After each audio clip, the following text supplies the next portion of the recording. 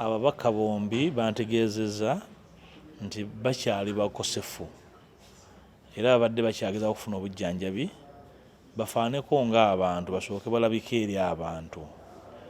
Bakyali bakosefu, bakyalimu ekiwuggwe. Oli bw'abanga akikugambye mu ddoboozi lye oteeka okuba nga toli muntu mulamu okumuwakanya. Naye mbategeezezza nti bannayuganda baagala nnyo okubawuliriza n'okubalabako. Ndowooza nti katugumiikirize, tubagumiikirize kubanga bantu embeera gye babadde bayitamu be bagitegeera. Sisobola kugamba nti ngitegeera kubanga sibadde mu komera nabo. Naye mbalinako obuvunaanyizibwa ng'omukulembeze waabwe okutegeera nga banyinyonnyodde.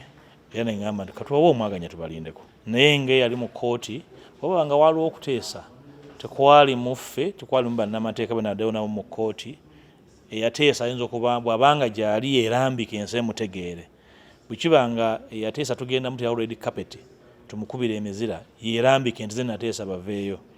Naye ku mutendera ogwange ng'omukulembeze waabwe ate ng'omu ku bannamateeka baabwe omulimu gwaffe twagukolera mu kkooti. Tewali nsonga eteesezza muntu ku ddembe lye ery'obwebange ery'okweyimirirwa n'okutwalibwa mu kkooti bw'aba waakuvunaanibwa n'avunaanibwa mu butangaavu ate mu bwangu si mu nzikiza. Eddembe eryo tolina bw'oliteesaako nti onsibye tonvunaanye male okuteesa naawe onte. Okuteesa kutegeeza nti nyina kyempaayo naawe olina kyompa. Ompa eddembe lyange mbeeko kyenkuwa. Kakati ekyo okuba sikirinaako obuvuna buddo sina bwe nsobola kukyongerako okuggyako okugamba nti tekiriiyo ne mu mateeka ne mu mbeera y'obuntu bulamu kiba kyakuyiikiriza. Bulijjo bw'ogamba nti oli mu kibiina, ekibiina tekibeera kiduukulu kyaba kyetwala. Olaba n'enswa y'amalwa ebaako agirinako komandi naye ti ekibiina ekyagala okutwala obuyinza nti buli muntu kyetwala. So tosobola kuva gy'ovudde n'oteekamu luseke ng'akulira gurupu y'amalwa takukkiriza. N'olwekyo ekibiina kibaako obukulembeze be muba temubawuliriza, muba temwogera ku kibiina, muba mwogera ku kiduukulu. Nze kyendi mu kibiina si kiduukulu.